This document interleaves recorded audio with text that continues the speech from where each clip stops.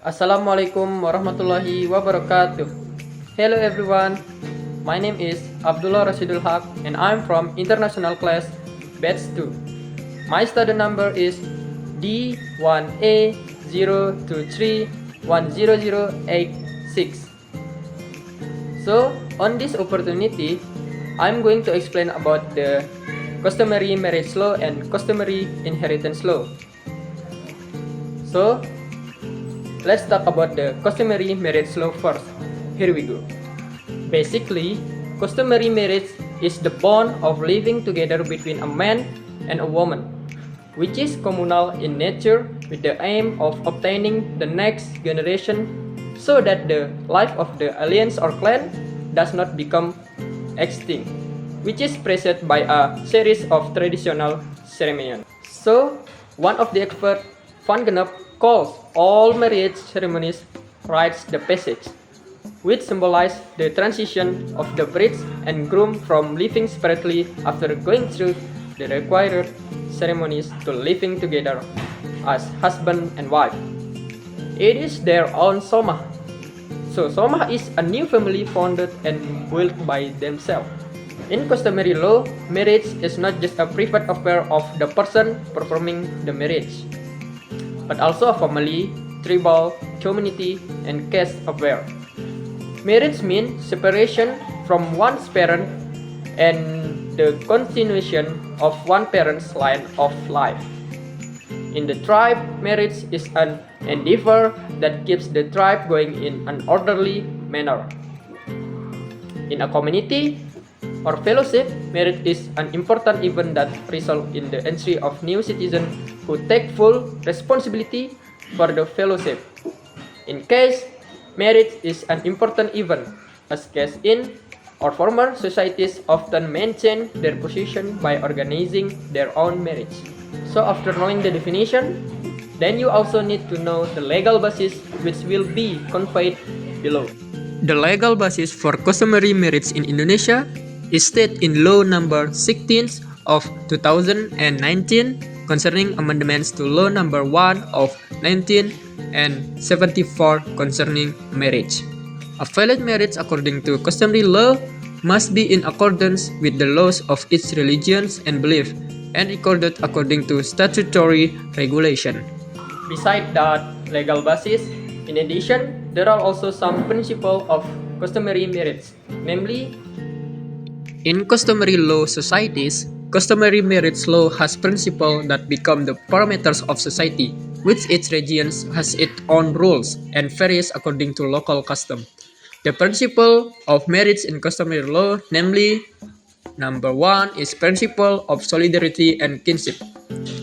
Marriage in customary law is not just individually binding, but also binding on the customary community in the sense that the communal community has a responsibility in the marriage affair of its citizens. Therefore, marriage in this case is very much determined by the will of relatives and customary community.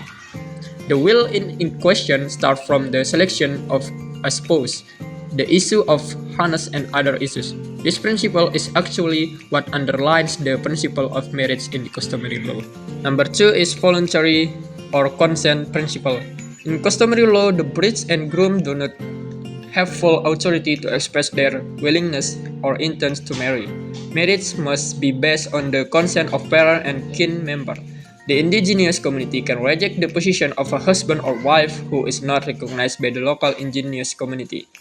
Violation of this principle can be sanctioned by being expelled from the kinship environment of indigenous community, especially in indigenous communities where the tribal system is still strong, such as the indigenous people of East Nusa Tenggara.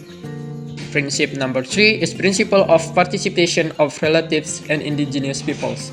In marriage, the participation of parents, relatives, and the customary community is very significant, from the selection of the bride and groom to the approval of the marriage contract to the perpetuation of the household. Parents and relatives have a moral responsibility. Number 4 is principle of polygamy. The principle of polygamy in indigenous societies has become a tradition. Many kings and aristocrats of Hinduism, Buddhism, Christianity, and Islam have more than one wife, even dozens. Each of these polygamous wives has a different position based on the structure of local customary law. However, along with the times and the weakening of customary institutions and the development of the national legal climates, the practice of polygamy in indigenous communities has begun to be abundant. Principle number 5, or the last, is selectivity principle. The principle of selectivity in customary law in this discussion is directed at the process and who has the right to determine the breeds and group. As explained above, in customary law, parents, relatives, and the customary community are very influential in the selection of prospective brides. Thus, the process of choosing a bride to be has more or less a role determined by parents and relatives. In the process of selecting prospective brides and groom, it is directed toward the desired type of marriage and avoiding prohibited marriage. Wow, there are also many principles, yeah. However, it is not finished because there is the last material, namely the customary marriage system. In the customary marriage system in Indonesia, there are three systems that apply in the community, namely endogamy, exogamy, and eleuterogamy.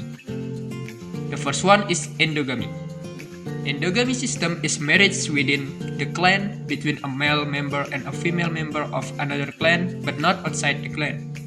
Endogamous marriage is a suggestion based on the interest of unity in interfamily relation, in order to maintain land belonging to one's own neighborhood or clan. This system is still evident in the customary law communities of the Toraja regions. Number 2 is exogamy system. In this system, people are required to marry outside their own tribe. This system is found in Tapanuli and Alas, Minangkabau. Number 3, eleuterogamy system. In this system, it does not recognize any restriction or territorial boundaries, as is the case with endogamy and exogamy. This system only uses the form of prohibition based on blood ties or close derivative kinship such as mother, grandmother, biological children, grandchildren, and sibling, father or mother sibling, as in the customary law society in Aceh. So that's all from the customary marriage law. Let's go to the next course about the customary inheritance law. Let's talk about it. So basically, customary inheritance law is a set of rules that regulates the methods or process of passing and the role of property, both tangible and intangible. Besides that, from other customary law experts agree that there is a separate understanding of customary inheritance that is different from other inheritance laws. Namely, inheritance is all legal action regarding the transfer of all property of a person or group of people, namely family, relative, or village, to their descendants, the death of a person or after his death, both of which are inseparable from one another. In customary inheritance law, of course, there is also a legal basis, namely, legal basis for customary inheritance law contained in some of the jurisprudence below. Number 1, the Supreme Court decision that March 18, year 1959, flag number 391/K/SIP/90 and 59 state that the right to fill or replace the position of an heir who was dead earlier than the person who left the inheritance is in his descendants in a strict line-up. There are also principles of customary inheritance law that will be explained below. The principles in customary inheritance law include several principles that will form the basis of customary inheritance law itself. According to Zainuddin Ali, there are 5 principles, namely, number 1, divine principle and self-control. This principle shows that each heir has the same right to receive part of the inheritance and believes that the inheritance is present and exists to maintain harmony between the heirs and all their descendants because it is a gift from God Almighty. Principle number 2 is the principle of equality and equal rights. Each heir has the same position as a person entitled to inheritance and is balanced between his right and obligation for each heir to obtain his inheritance. Number 3 is principle of harmony and kinship. All heirs will maintain a peaceful and harmonious relationship of kinship in enjoying undivided inheritance property and in settling the division of divided inheritance property. The next principle is principle of deliberation and consensus. So all heirs will divide their inheritance by way of consensus led by the elder heir. In the deliberation, the heirs will discuss and determine how to divide the inheritance that is fair and equitable so as not to cause dispute between them. This also reflects the values of togetherness and kinship that are upheld by indigenous peoples in Indonesia. So the last principle is principle of justice. This principle emphasizes that there is a principle of balanced justice which confirms that heirs, whether male or female, have the same right as the heirs who inherit the inheritance, emphasizing on equal rights regardless of gender in receiving part of the inheritance because this reflects an effort to achieve gender justice in the inheritance of property. The next material is the nature and system of customary inheritance law, which will be explained below. The form, nature, and system of customary inheritance law are closely related to the form of society and nature of kinship or family in Indonesia. In other words, customary inheritance law is strongly influenced by the existing kinship system in Indonesian society, which is based on the three types of lineage system, namely, number 1, patrilineal kinship system. This kinship system is basically a system that draws the line of descent from the father's side or the male line. In this system, a wife is released by marriage from the kinship of her parents, ancestors, siblings, and all relatives. In this patrilineal society, only sons are entitled to receive inheritance, while daughters are not entitled to receive inheritance because by marrying they have left their relatives, so they do not need to receive inheritance. This patrilineal kinship system in Indonesia and especially those considered relevant and representative of it are found in Batak, Ambon, Bali, Timor, and Gayo and others. Number 2, matrilineal kinship system. Basically, it is a system that draws the line of descent from the female or mother side and so on up the line of female ancestor, thus ending in the belief that they all came from a single mother. In terms of inheritance, usually a child does not get or receive inheritance from his side, but gets inheritance from his own mother relatives. Meanwhile, his father estate goes to his own relatives and not to his children. The matrilineal or motherly kinship system in Indonesia is only found in one region, namely in Minangkabau. Number 3 is parental or bilateral kinship system. This kinship system draws the line of descent through both the parental and maternal lines, so that in this kind of kinship or family, there is essentially no difference between paternal or maternal families. The husband, as a result of his marriage, becomes a member of the wife family, and the wife also becomes a member of the husband family.